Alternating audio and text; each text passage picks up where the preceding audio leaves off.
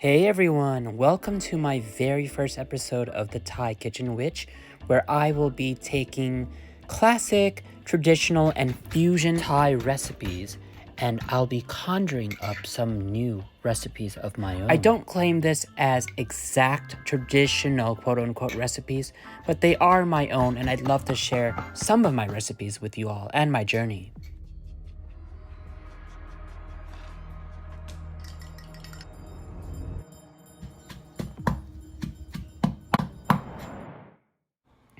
Today's episode will be about your classic Thanksgiving turkey and stuffing all the trimmings and your holiday favorites in the Western world, but with a Thai twist.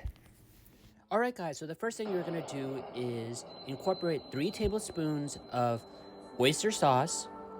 Any of these will do. You can get oyster sauce at your Asian supermarket. 3 tablespoons of spicy black pepper. 3 tablespoons of white, brown, or granulated sugar, 4 tablespoons of crushed garlic, 3 tablespoons of butter, 1 stalk of pickled young green peppers. It should look like this. Then you want to whisk and whip all the ingredients I listed together. It should look like a dark brown paste. Set it aside. 2 generous tablespoons of red curry paste. Take your 2 tablespoons of red curry paste and place it into a small pot on low heat. Then grab a can of coconut milk, scoop out 2 tablespoons of coconut milk and mix it into the pot. 2 tablespoons of minced ginger. Let the small pot of curry paste and coconut milk cool down. Then mix it into your previous mixture with the additional ginger now. The next part is sort of gross and not for the squeamish. You're gonna lift up the skin, making sure that it does not break. You see how I have it here? You're gonna take small tablespoons and stuff it underneath. Using your bare hands is fine, just rub generously underneath the skin. Of course, don't forget to marinate the backside. What you generally want to do is marinate underneath the skin, of course, and in the holes, the cavity. To not make the turkey burn, you don't want to rub too much of the marinade on the skin. It's okay if a little residue gets on it, but the point is to get it inside under the skin. Once you're done, I know it doesn't look appetizing and scary, especially if you're a vegetarian or vegan. This is not for you, but I assure you that this marinade mix is going to be good. Take 1 stalk of lemongrass, smash it, then toast it. After that, you're gonna set that aside. Take 1 loaf of Italian bread or French bread, cut it up into chunks and toast it. 2 tablespoons of butter and chopped garlic, a few Thai chili peppers, 1 teaspoon of white sugar, 1 cube of bouillon, and some lap nam tok seasoning mix, fish sauce, some onions, and put it into your French bread mix. Of course, the measurements aren't quite accurate. Some chestnuts, long green white rice. Then you're gonna toast it. It's gonna look like this. Now onto the ingredients for the tom kha mashed potatoes. You're gonna take 1 piece of galanga, some napa cabbage. Cooking is a basic skill which we should all know. Just saying. This is the tom kha mashed potatoes. I know it looks mushy now, but don't be afraid. We are actually going to oven bake it to give it a little bit of a crisp and to solidify everything. It will be good, trust me. Once you put the tom kha mashed potatoes into a baking pan, you sprinkle some dry parsley over it and a teaspoon of paprika, just a little, you know. There you go. And then you're gonna mix it as you go along. Check every maybe 5 minutes. So you know the turkey neck and the organs that come with the turkey. What we did is to emulsify and boil down the neck into the stock of the tom kha. So now you have the organs, and in many Southeast Asian houses there is a mix that we use for soups to give it an extra sour flavor.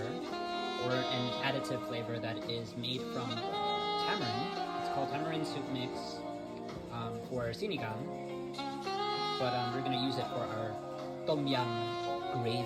We're gonna use about, eyeball it for about maybe like 1 tablespoon.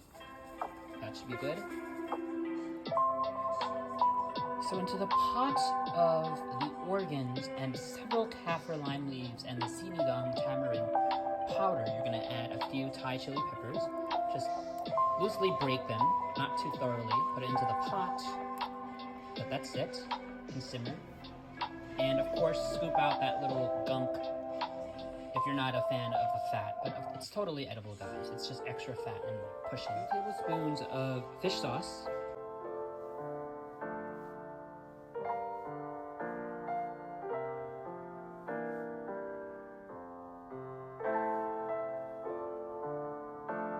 A spoon of garlic, a spoon of white sugar, a tablespoon of nam phrik pao, chili paste in soybean oil.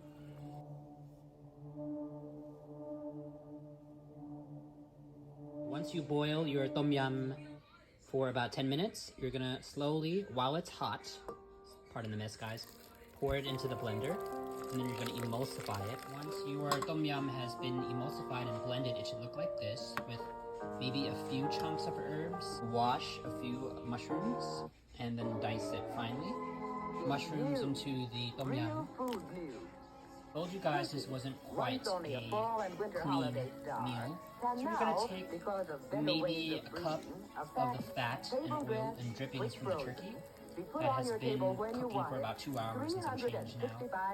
And then you're gonna add some flour into this. About 2 tablespoons of all-purpose flour. Starch also works, guys. And then we're going to take 1 tablespoon of the tempura kogi flour that we used earlier for the roux and the baked mac and cheese. If you have any left, of course, buy 2 packs if you must. This comes in handy for crisping things and for giving it a nice coat. Once the flour mix and the fat looks like this in little chunks and clumps, you're going to turn off the heat on your stove. Then you're going to put that flour and fat mix into the tom yum that you set aside with little chunks of mushroom and put it back on medium heat for about 15 minutes. Munster cheese.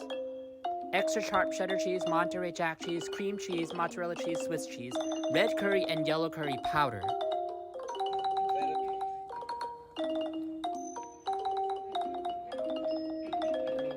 Your curried mac and cheese should look like this when you scoop it into servings, into plates or bowls. It should have some crispy edges.